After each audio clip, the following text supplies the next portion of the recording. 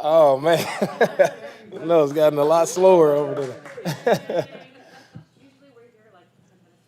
Oh. It feels like you're now a much smarter rookie defensive coordinator after that game as opposed to the Cardinals game. What happened? Can you put, obviously it's not one thing, but what are some things that you think led to that transformation? I think as overall, you talk about fundamentals of football. Like our guys, they tackle well, they play well on first and second down. We were able to get off the field on third down. What was the difference? Playmakers stepped up and made plays for us. That was the difference. Jimmy Ward made, huge plays for us there, getting the interception on the first drive and coming back and getting the pick six. I think that's the difference. We playmaker Huff making a play on third down. Like our playmakers stepped up and made plays on third down. We tackled well. We were physical, and that was the difference. It was nothing glorious. It's just us owning the fundamentals of our job, being ready to go, being on it, and being where we needed to be, and just making plays. Did you have a lot of fun calling plays that game? Was there different aspects of it? Because it seemed like you had different packages in there, maybe Bosa and Ebukam coming up the middle. Yeah, well, I'll try to mix it up every week. We have something different every week for those guys. We had one with Samson and Bosa up the middle. That was a little different for a different package, and so I thought they executed that really well. So try to keep mixing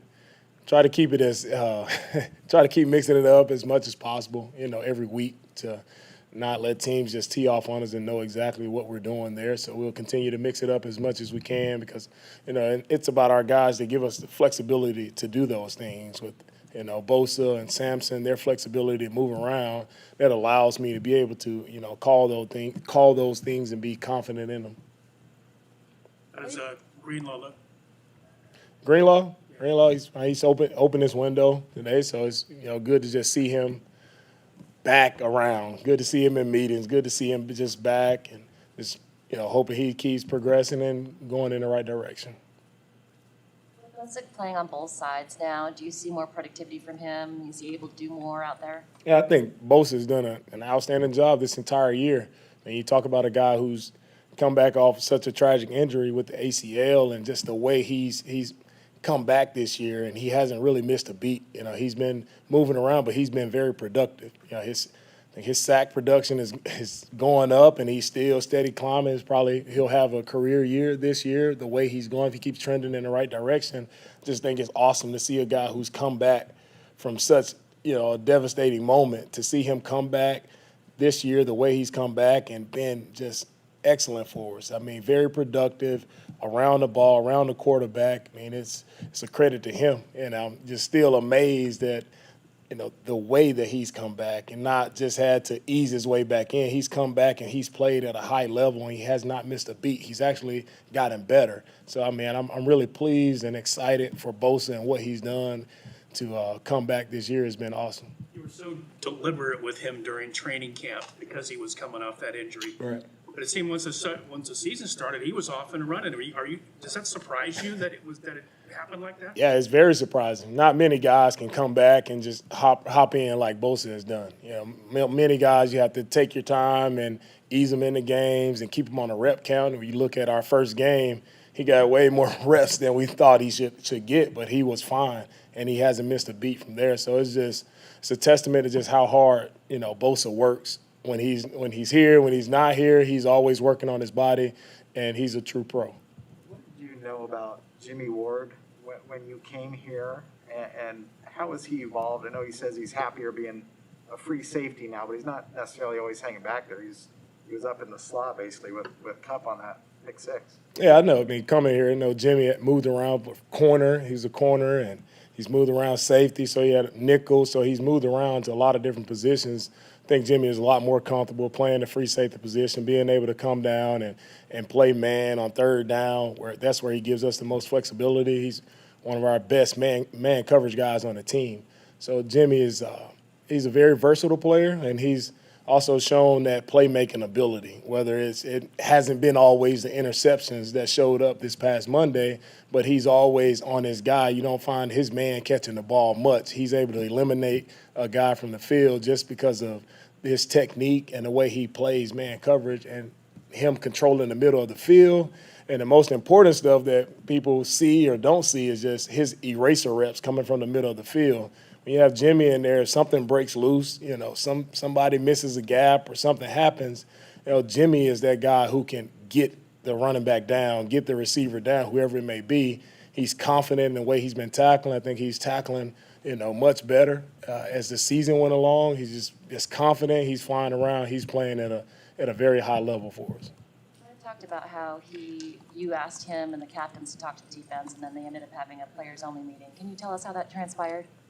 That was just between those players. Our captains, the leaders of the defense, just asked them to speak to the guys who voted them as captains. They were voted captains for a reason because the men in the locker room saw something different in those three guys that say that they want to follow those guys. They want to follow their lead. So I just asked them to say a few words to the defense, and then they kicked me out. So and they had their own meeting, which I loved. I love seeing it, and I don't know what they talked about, but whatever they talked about, it worked. Going back to your days as a player, did you do that as well? Were there any points where you took that onus on yourself? Yeah, this always comes up as a player. Sometimes you meet with the group yourself. As a leader, as a captain, you just want to make sure that everybody's on the same page. And my biggest thing with those guys is just understanding that you play for each other, right? It's not about us as coaches. Like, it doesn't matter. It's about those guys, the players. It's about them offensively and defensively playing for each other. And when they're tight and they're playing for each other, that's when you become unstoppable. He's had a couple plays, I think, back-to-back, right before the field goal fake, where the Rams were threatening and maybe could get back in the game. Was that his best game? And that sequence, how big was that for you guys? Yeah, Azeez has been playing really well all year. And, he made some big plays for us there on the screen when they had us on the screen. And Azeez, again, a playmaker stepping up and making plays. Azeez made a big-time play at a big moment in the game to knock them back, and that's what he's been doing that all year. And I'm very happy with, how he's developed and come along as he's gotten better and better each year. This is the most snaps he's ever played, and he's taking advantage of the time that he's been in there, and he's done a really outstanding job just flying around, playing with great effort. His technique has been good, and he's playing physical, and I love to see Azeez out there because he has fun out there. He's excited. He has a lot of enthusiasm when he's out there playing, and guys feed off of that. DeMeco, just following up on what John had mentioned, that meeting that you had. Did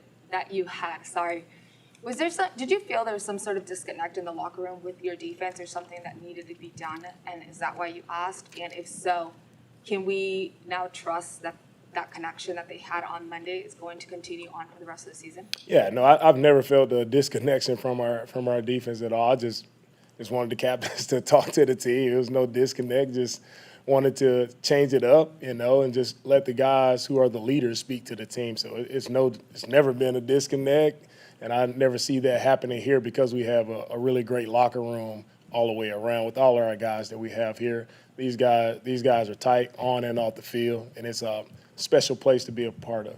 How big of a loss? Darian Daniels goes down yesterday, gets hurt. I mean, he's off the practice squad now. Went on the transaction wire today. How well did he play last week, leading up as Aaron Donald? I guess was his role, and just what was the effect in the locker room yesterday? Yeah, Darian has done a great job since he's been here. He's been a lot on the scout team role, but he's relished that role, and he's done a great job. He continued to get better and better each week. Darian is a high-energy guy who's done a good job for us. Just unfortunate what happened to him. I know he'll bounce back just fine. I know that a minute you only played a few snaps against the Rams. What did you see in those snaps, and will that kind of build from here forward?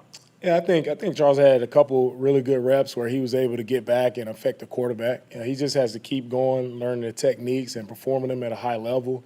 But I thought he had a couple reps where you can tell he's close to getting to the quarterback. He just has to keep going, keep getting more reps, and I think he can really help us, along the defensive line. He can help us when it comes to getting pressure at the quarterback. That's good. All right, thank you guys.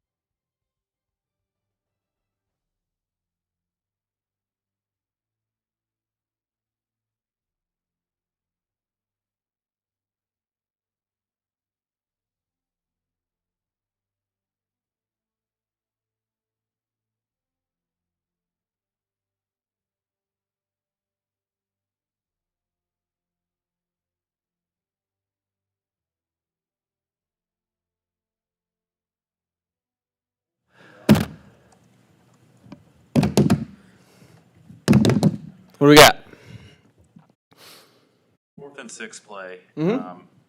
I was hoping you could describe is Jimmy throwing to a spot there rather than to Debo per se? And is that a trust play with the anticipation for that ball to be there in that tight window for them to make that play?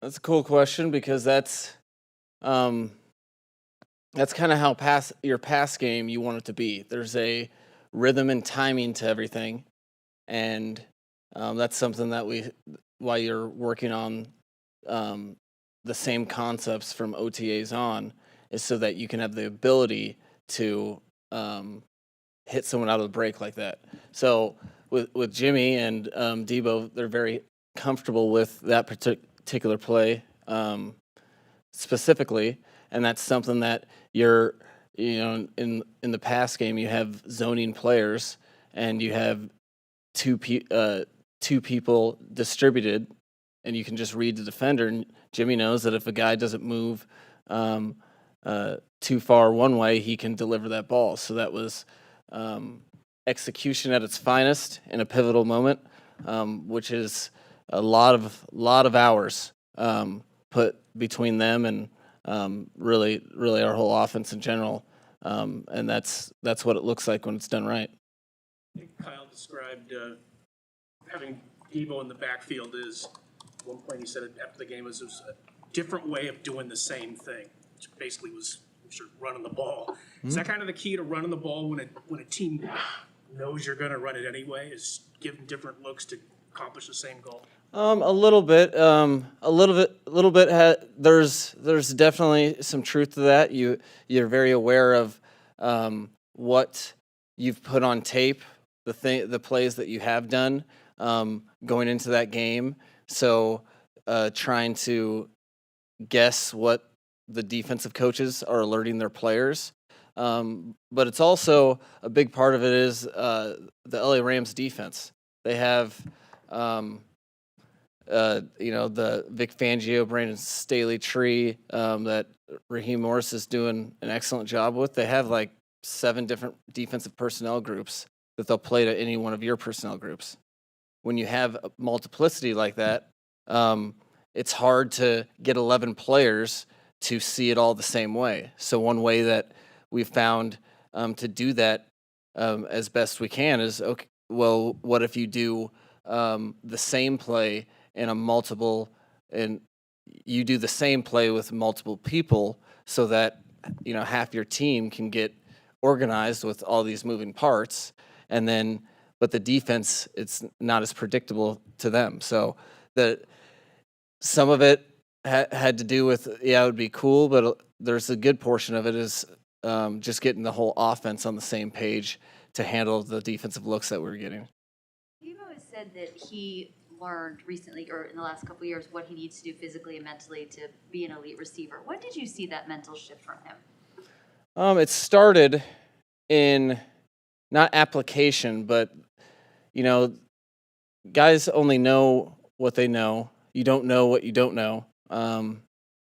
And the Emmanuel Sanders coming here for half the season was a big deal for him because here was a guy that's been in the league for 10 years and understood what it means to be a pro, and the rigors of the NFL season are brutal. They get one true day off.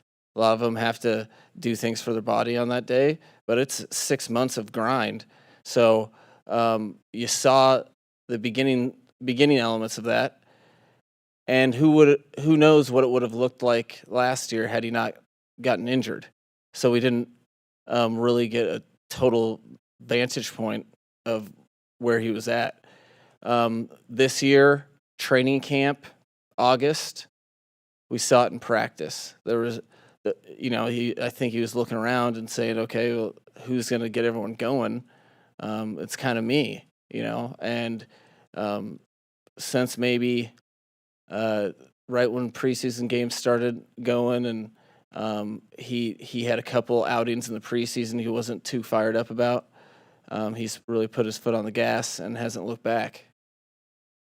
Mike, a staple of your offense has been under center and play action, and the quarterback turns his back to the defense and that obviously Mhm. causes problems for the defense. It's hard for the quarterback as well. You guys have gone far more shotgun, almost exclusively, last 3 weeks. Mhm. Why the change? Well, I think one thing that I know Kyle's always prided himself on, but we as a staff and we kind of look at, you challenge yourself to do things that fit your players' skill sets and what makes them most comfortable. You try to avoid, well, we've always done it this way. So you're evolving to whatever your players' skill sets are, and as you spend more time with them and learn the ins and outs of how they play, you recognize, well, this is Jimmy's a lot more decisive in the gun. He likes to see it. Wow, he's delivering tight window throws. So what do we? How do we implement that more without losing the greatest advantage you have offensively, which is the play and they don't. So minimizing pass exclusive situations, which on first and second down you can do if you have the threat of run out of gun. And we've just kind of evolved. Kyle in 2019 really started noticing that and put pressure on us to evolve our gun run package. And every week you figure out different ways to do some of the same things, maybe a couple wrinkles, but keep the defense honest without being pass exclusive in any situation other than third and 6+ or whatever. Was there a certain tipping point? Because it's been, obviously Jimmy didn't just get here, and it's been a rather stark difference. Like, was there like a specific, has Jimmy had input on that, or? No, really, it's funny. I'm trying to think. I now you say something, and I've heard that we probably have been in gun more, but it's something that we really evolved to implementing a ton of it in the 19 season, and in training camp, almost every play we have under center or in gun. So it also has to do with the running backs. We've been playing with younger backs lately because of various circumstances, and the one thing about college football is a lot of it's out of shotgun. So then you start learning your rookies, which is it's a constant process. And you're like, wow, they are a little more comfortable right now doing that. So a lot goes into it, but it wasn't a conscious decision.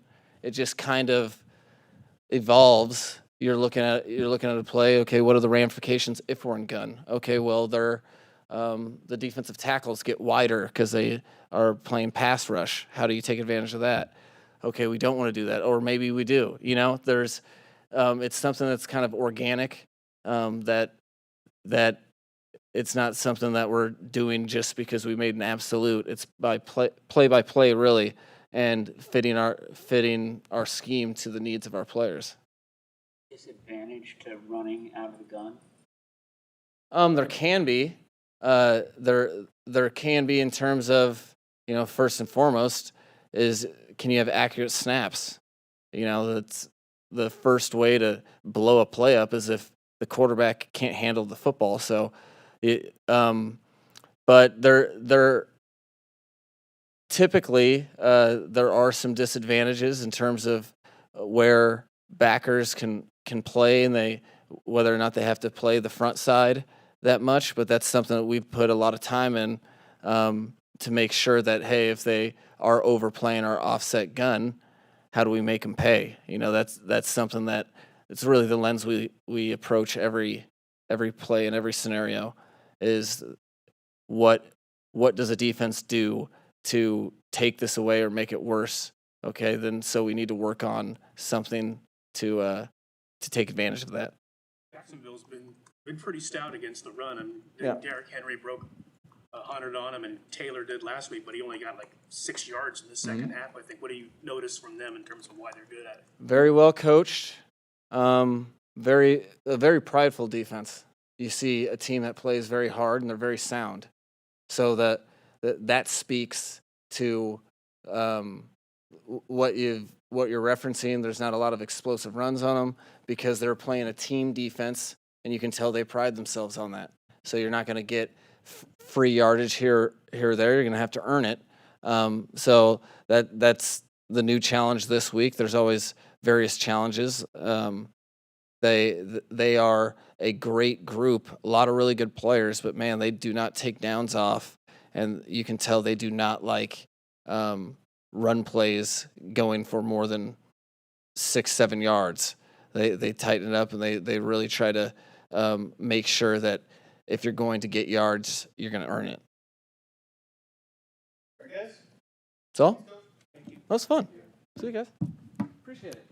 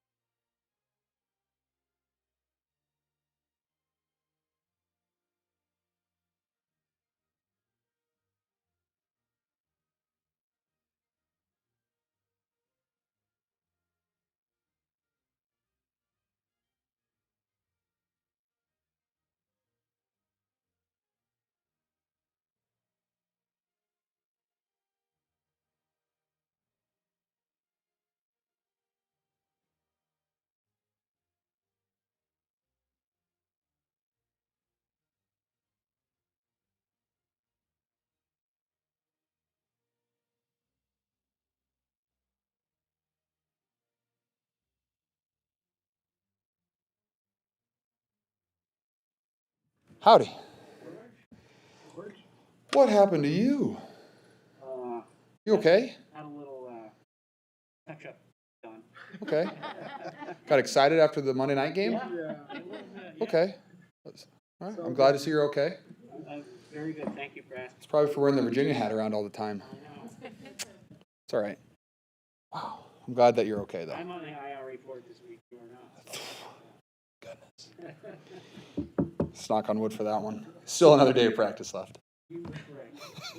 You talked about knocking off rust last week. I mean, did you feel a big difference between Cardinals game and Rams game? Yes. Just confidence.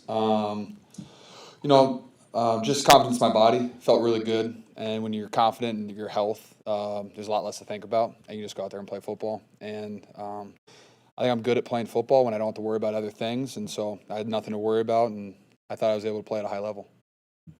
Have you been keeping track of Jacksonville at all this season just because CJ's on that team? Yeah, he had a little quote today. I don't know. I already texted him about it. It was crazy. I was in the training room looking at Twitter. And I got tagged, and the reporter posted the video. Saw it instantly. So yeah, you can play every position.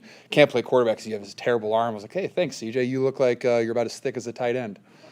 But I don't know. I can't wait to see him. But yeah, no, I've been keeping a tab on Jacksonville, and I'm always excited to. He got in a couple plays, almost threw a touchdown. But looking forward to seeing him. I get a trade jerseys with him this week. Last week, you had an extra day to prepare. You were playing the Rams. Your backs were kind of against the wall. Everyone was hating you. Mm-hmm. You were at home, and now you're, everyone's kind of, oh, good job, and you got to go across the country and play at 10 a.m. West Coast start against the Jags, who are not everyone views in the same light as the Rams. Anyway, long way to say there's a lot different about this week. How do you, avoid a little bit of a mental lull, letdown? We lost a lot already. We don't want to do that anymore. I don't think there's a lull in this team. I thought we had one of our best practices today, just energy-wise. I thought we were out there. We were running fast. We were being physical, which I think is the longer the season goes on. I think it's harder and harder to stay physical and try to get better while being physical. Like I said, a lot of the stuff is you try to be clean, release, not a lot of contact because you're sore. But the guys are out there hitting today. Guys are being physical in their routes. I mean, that's what you need to get better because this is a man-to-man team. They play a lot of it, and they're gonna hold. I'm gonna ask the refs, probably for some help, but you're not gonna get a lot out there. And so you got to be able to beat man-to-man coverage if you want to beat this team. And they are a good team. They really are. And like you said, there's no lull. There isn't. We lost already. We don't want to lose anymore, and we're in a good position. We still have a chance to be in control of our, in control of our season. So we don't want to lose again. And I think the team came out this week and had a good week of practice. Does your job change at all in terms of angles and such blocking when you're running out of the gun as opposed to running from behind center? Because you're almost exclusively gun running the other night. Yes and no, it depends on the play. I mean, the difference of when we're doing a lot of the quarterback read stuff, very different than when we're just running outside zone, inside zone, gap scheme stuff. The timing's a little bit different, whether you toss it or you're doing the handoff from shotgun, but it might add 0.5 seconds to the time you have to block somebody. Angle-wise, not really. The one thing I love about the offense is Shanahan and McDaniel's put a lot of pressure, and Bobby Turner put a lot of pressure on the running backs. Hey, you have to set up this block to get inside the C gap, to get inside the B gap, because if he just cuts in right away, I can't hold that block, or that's going to be a holding call. So, I'm doing my same thing every single time, and it's up to the running back to adjust.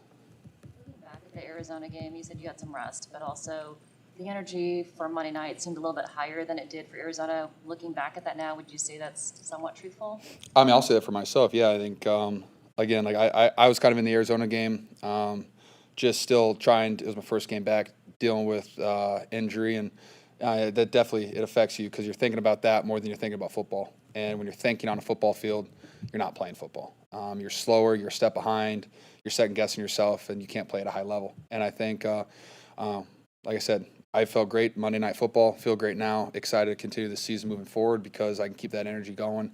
I feel like if I can bring the energy every single week and I try to match Fred, I try to match Jimmy Ward, then our offense is going to keep bringing that energy.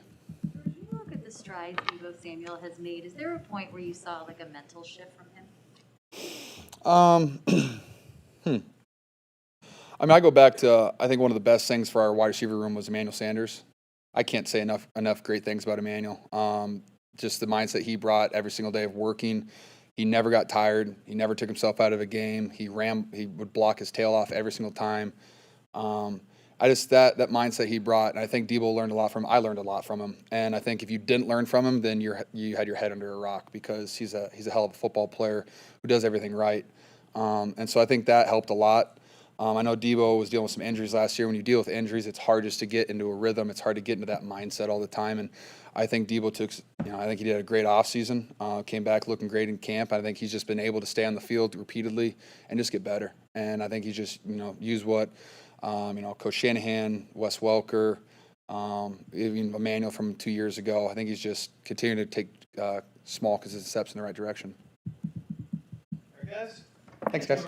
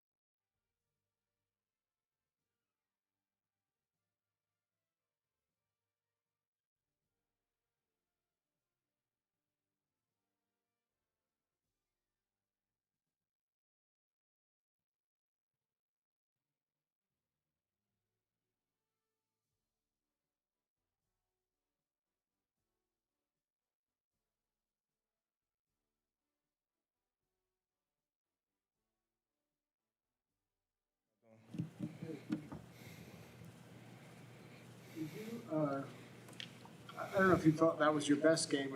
It may have been up there for this year. Did you draw particular motivation from not just but the entire defense's performance against the Cardinals? I think, yeah, everybody after that Cardinals game was just, I mean, I know I can speak for myself, and then obviously pretty much the rest of the defense, just embarrassed. Like I know talking to Fred, like in the locker room kind of the whole week, right after the game, the day after, and then that following day, I mean, like, in a really, really bad place, just didn't like how I played at all. He didn't feel comfortable with some of the things that we put on tape. And for me personally, it was probably my worst game, I feel like, as a pro. So it was obviously motivation. Like I had the same motivation. Like I prepared the same week that week as I did for last week against the Rams and every other game. So it really wasn't a preparation thing. I feel like it's just sometimes, those guys get paid a lot of money to do what they do. And, I think we kind of shortchange players. You think, oh, well, that's Colt McCoy. He hasn't played in da-da-da. At the end of the day, these are all guys that we're professionals at what we do. And, I think everybody takes their job very serious. Otherwise, it wouldn't be in the NFL for as long as a guy like him has been in. So I got respect for everybody when I line up and play football. So any given week you can get beat. So we just got. What kind of influence or impact did the speech of the defensive captains have the night before to you guys? Honestly, I think it was just kind of bringing everybody together, just like believing in each other, realizing that I know Fred, one of the things he said was just that at the end of the day, like the players, we're playing together. And like we got to play for each other. And I think that when you start to actually like buy into that, like truly buy into, like spend so much time with these guys. I mean, I'm all the way halfway across the country. All my family is in Florida, so this is pretty much the only family I have out here. So I think when you start to like realize some of these things, like these are guys that you spend so much time with over years and years that a lot of us have been together. Like you really just fight for each other and like fight to turn things around and try to be as good as we can be and really reach our full potential. So. That was his first game back, coming back from injury, of course, but he also said that there was a little bit of lull in the energy there. How do you keep from going back to that after this big win on Monday? I think it's just coming back to work and doing the same things over and over, like consciously being aware of, what you've been doing, trying to get better, not just letting everybody pat you on the back because just a week ago everybody told us how horrible we were, and now this week is how great we are. So I think just not riding the waves of the highs and lows, but just staying even keel and just knowing yourself and consciously looking back at yourself and where you can get better at and just not listening to all the outside noise. How do you avoid listening to that outside noise? Do you stay off of social media, or how do you mentally prepare yourself? Oh, for me, I just try to stay out of it altogether. Like obviously I'm on social media, but as far as like looking at what people are saying about me and stuff like that, like I try to stay away from that because, you get all type of crazy people say crazy stuff. So. Two pretty big back-to-back plays when the Rams had gotten deep into your territory and had a chance to get back in the game. And then that was right before the fake field goal, I think, and you had two stops in a row that kind of forced him to kick it. Mm-hmm. On plays like that, is it you rising up and saying, I got to do something now, or is it, no, I'm going to play my assignment and it comes to me?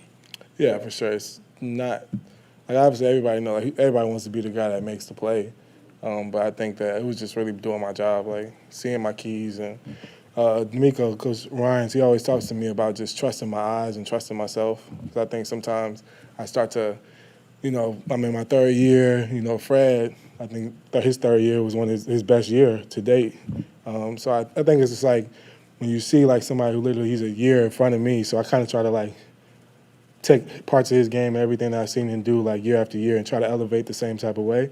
So like obviously in my brain, like first year I was kind of just wide-eyed. Obviously you're a rookie, you don't really know much. Second year you feel like you got to figure it out, but you still kind of don't. And that third year you really feel like, I know what I'm doing. I trust the scheme. The scheme really well, and obviously film study and stuff like that. But I think you just got to always just go back to your fundamentals. Like don't make it bigger than what it is. And I think at times I'll be like, oh, I know it's this play. But my key's telling me something else. So if I just read my key will tell me exactly what to do. So with those plays, it was just really just doing my job and then just letting my instincts take over. Coach Holland has been a big influence on your group now with that you're kind of stepping in. Has he taught you anything new? Is there anything that he brings to the table for you guys? I think for him, he just brings like the joy, the motivation, like just the up tempo, the energy. Like for him, everything he does with us is all positive. And I talk to him a lot. I remember when I was a rookie, I would go to his house in the summertime, and so I met his wife, met his kids. Like we spent a lot of time together, and even now we still talk after the games. He'll call me, we talk on the phone. Sometimes even talk on the phone for hours. So he's somebody for me. You know, he means a lot to me, and he means a lot to our whole team. But he's always positive, but he's always going to give it to you like it is. You know, if you have some bad plays, he'll let you know about it. But I think he just helps you believe. You know, I think he just brings that spirit, just allow you to believe that like you're capable to do what you do at a really high level, and that's kind of how I feel about him. Did you talk to him after the Cardinals game? Yeah, I talk to him after really every game, but you know, just like I said, it's one of those days we like, you know, you had a rough one. You know, everybody's gonna let you know about it, and you know, as a team, like obviously standing in front of my teammates, like I wasn't proud of my performance either. So, I pretty much talked to him after every game, but yeah, he talked to me after that game too. You had a torn ACL, I realize knee injuries are all different as far as severity, but when you see Bosa and what he's doing after his injury, did that surprise you? Did you expect him maybe to need a little more time to reach back to his current level? No, honestly, because I remember coming out our rookie year, we kind of talked about all that stuff when I had mine, and he had one back in high school, I think it was. So it's a little bit easier as you, one, already know what's going on. You know how the process is going to be, and two, obviously now he's a professional, so you have the best of the best, and I know the type of work ethic that he has. Like for me, I wasn't questioning it at all, so it doesn't surprise me because even for myself, just coming back, I remember I tore my ACL. I was probably 4 or 5 months out of surgery, and I was doing my pro day. So it doesn't surprise me at all that he's able to play back at a high level as he is right now. So. All right, guys. Thanks for listening. No problem.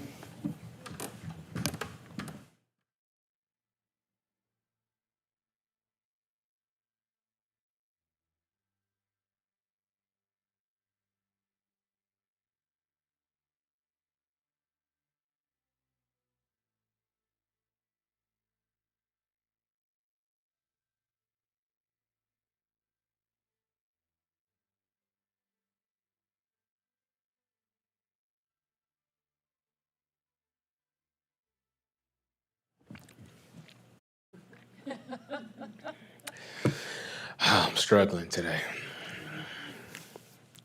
Hey, how y'all doing? Oh, it's just a rush, you know, short week. Gotta take care of my body, eat food, extra meetings. Life of a professional athlete, you know. Take us back to Sunday night and just how you gathered everybody up and talked to everybody in the defensive meeting, what the message needed to be and what it was.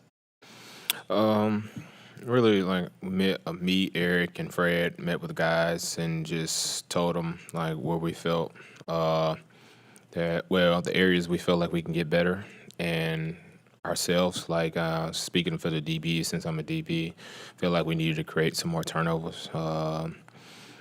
Eric probably said he felt like D-line needed to put some more pressure on the quarterback, and Fred just said the linebackers just probably need to execute something like that. I can't remember exactly what they said, but I know what I said, so don't quote me on that. But other than that, that's really it, and we just emphasize that we feel like defense should need to win the game for us, and I feel like we went out there and we played our best. So you say you need to create more turnovers, and then on the first drive you create a turnover, another one. I mean, did that? What was the excitement like among the defensive players and on the sideline after you sort of made good on, kind of practiced what you preached the night before? Electrifying, I would say. Because when I'm looking on the sideline, I'm seeing the offensive players hyped. I'm seeing the coaches hyped. And that led to the offense going on that, 11-minute drive? Man, you don't see that every Sunday or Monday, Thursday, Saturday nowadays. And then come back out there and you see their defense was depleted, like that can really hurt a defense for the whole game. It's hard to get your legs back after you just sat out there on defense for 11 minutes and go back out there and you see the defense score and like being a opposing defense, man, that's heartbreaking. And it's like, dang, we down 14-0 and second quarter, sheesh. But yeah, and with the offense scoring too, that hyped the defense up. So it works hand in hand. Classified, I guess, as a free safety, but is there any position in the secondary you can't play? I don't think so. But I rather play safety. I can see the whole field, and I can hit. I don't know if you'll see Trent Baalke on the field or anything, Sunday, but is there, I don't know if you have a connection or kinship since he drafted you and obviously believed in you. Have you kept in touch, or what is your relationship like? Would it be cool to see him? I haven't kept in touch with him. I like to thank him again for drafting me. Drafted me first round. I don't know what his options were with 30th pick, so I don't know. But I appreciate the opportunity. I'm still here, so and nobody else that was a GM drafted me. So earlier than that, so I gotta give him credit and I gotta love him up. But I still think about the day that I want to say it was the Giants game and playing cover 3. And he came up to me. He was like, "Jimmy, you don't know how to play cover 3?" And I'm like, "Man, I'm the buzz player. I'm doing the right thing. You need to look at your other guys, like who's ever in the hook, need to push the hook on the slant." But that's something I never forget. But it's just like, I couldn't say that back then. I can say it now because the player's not here, and Trent's not here. So I can, like, come on, man, you got to talk to him too. Like, come on, I know I'm a rookie, so you're going to put it on me, but I can't play the hook and the buzz. But, all right, but shout out to Trent, though. I wanted to get that off my chest. I've been waiting for 8 years to get that off my chest, man. And what about when Jimmy coached you and Jaquaski up during a practice, or no? Oh, yeah. Oh, Trent? Oh, yeah. That's never good. That's never good. GM come down there, and that means something's going on. And we saw what happened, so yeah, it's never good. But he was a great GM for us. Does the same thing. John was a player though, he can't help it. That's the difference. John was a player, he can't help it. He has a gold jacket, so Trent never played, right? So Trent never played. John played. He has a gold jacket. You can't keep John off the field. John probably still want to play, so. And he doesn't say too much. You really he'll probably pull a guy to the side, like talk to me. Hey man, that was a good track and wrap. We showing that to the scouts. I'm like, oh, you showing that to the scouts to replace me? All right. Yeah. What did he say to you after this last game, Jimmy? After the interceptions? Oh man, he gave me a nice handshake with a hug. So must means I did something right. John doesn't hug after handshakes often. Yeah. You've been here since 2014. Do you recall other players? I don't know, Antoine Bethea. Just trying to think of some other ones who have done that same thing, called sort of a players-only meeting among the defensive players. It really happens every year, to be honest to you. Happens when you lose. Yeah, happens when you lose, man. Lose 2-3 games in a row. Got to have a meeting. You got to talk. You got to figure out the problem. You got to find a solution. Tone usually the same. It sounds like it was sort of a matter-of-fact tone. Nobody was yelling or anything. It was just explaining what needs to be done. Yeah, man, because I feel like at this level, everybody takes their job serious. Like, you'll see some people yelling on the sideline because, tension high, everybody's emotional. But, when we sitting in here like y'all, you're not going to be yelling at somebody right next to you. Everybody understands what they need to do. We're professionals here. So we're just trying to have conversations, have a conversation like man. Also was brought along so deliberately during training camp. I'm just curious whether once the season started, it was like he just hit the ground running. Did that surprise you at all? That after after such a slow buildup that he's just played so many snaps and been so effective so fast? Bosa? Yeah. No. It didn't surprise anybody. He kind of knew what he was gonna do. Like, didn't feel no type of way. Like look at his brother, look at his dad. Both of them, his dad's still jacked. Like, just in his blood. I don't know. He'll be all right. Bosa is Bosa. Talanoa Hufanga's energy seems to be pretty infectious. Do you enjoy playing with him? What have you seen from him so far? Oh man, the kid has the neck for the ball. I gotta stop calling him kid. I just feel old when I say that. Huff has the neck for the ball. Love his energy. Talks a lot. Over talks, which is pretty cool.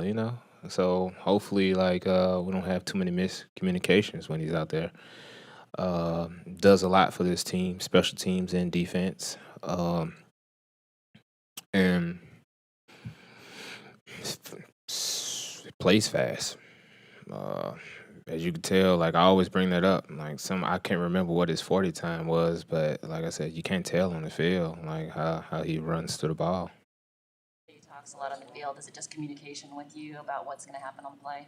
Yeah, Huffer sometimes tell me my job. I'll be in the middle of calling a play. I'm like, hey, Jimmy, that's your guy. I'm like, yeah, Huff. I said rip, but all right. But that's why I like him, man, because just in case I'm wrong, he'll tell me my job. And you don't see that too much from a rookie. Rookie be, normally focused on what he has to do. So he's vocal enough to let a couple guys know, like, hey, I know what you're doing, and I know what I'm doing. So it's pretty cool. It's a fast learner. You mentioned it's a short week and the challenges there, and you got to fly across the country. You're playing the Jags. It's not the Rams. It's not Monday night. I mean, there's a lot of stuff that could lead to a possible letdown or lull after that big win.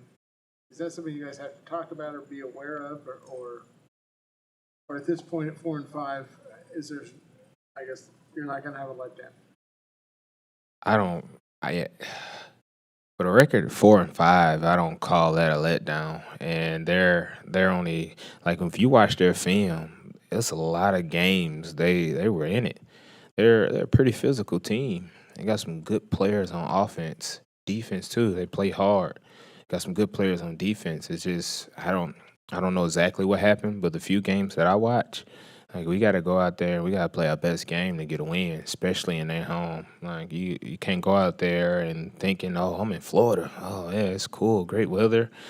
Nah, we'll go down there and lay an egg if we go down there thinking like that, taking that team lightly. I don't think that's what me or my teammates have on the agenda. I think we're gonna go down there and handle business on this trip.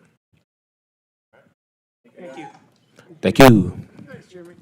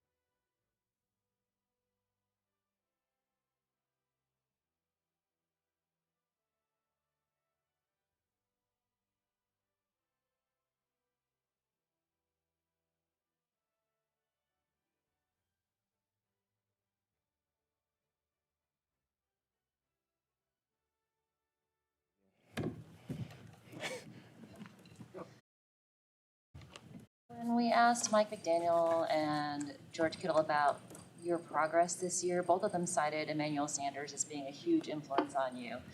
Obviously, that first year.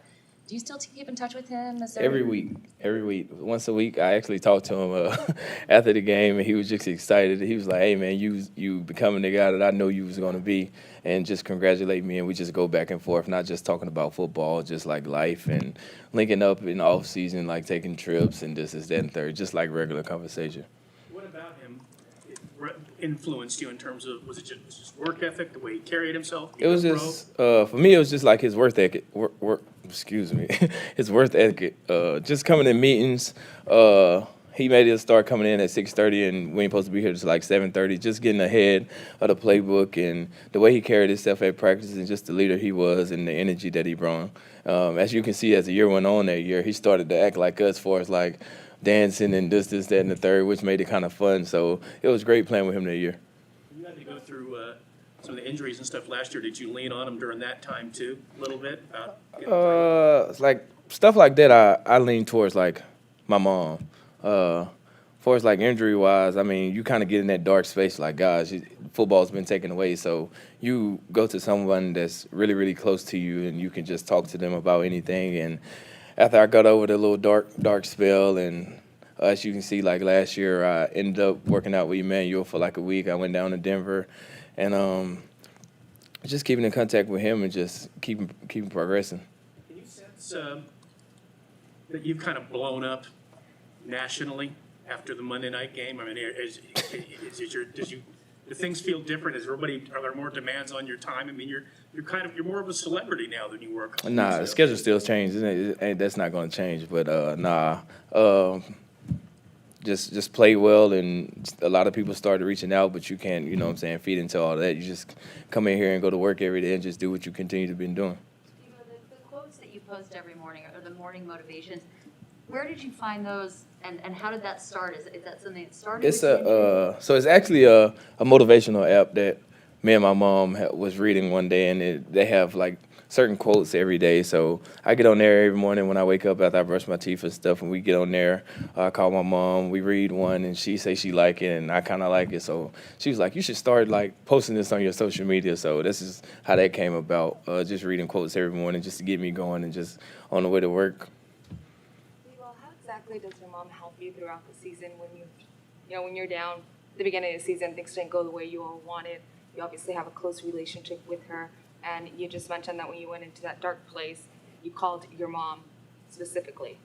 When I'm hurt, it's kind of different from losing a game. See, my mom don't. Like, when we lose, she's like, well, you did this, and you did good doing this. I'm like, Mom, we still lost. She was like, well, you did good, though. I was like, all right, Mom. And then I just end up, like, getting off the phone because she'd just keep on going and going. But she just do that whether win or lose. She's going to be the same person. She's going to be the shining of the day for me. Like, when I leave here today, I'm going to call on the way home, and she's going to have something to talk about. And I end up like, all right, Mom, I got to go. Every day. You're kind of getting close to going back home this game. Kind of. East Coast there.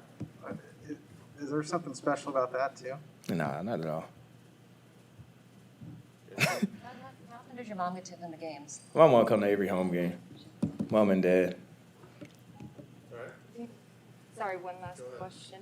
You were limited at practice today. How's your body feel, and how ready will you be for Sunday? I'll be ready for Sunday. We just taking our time.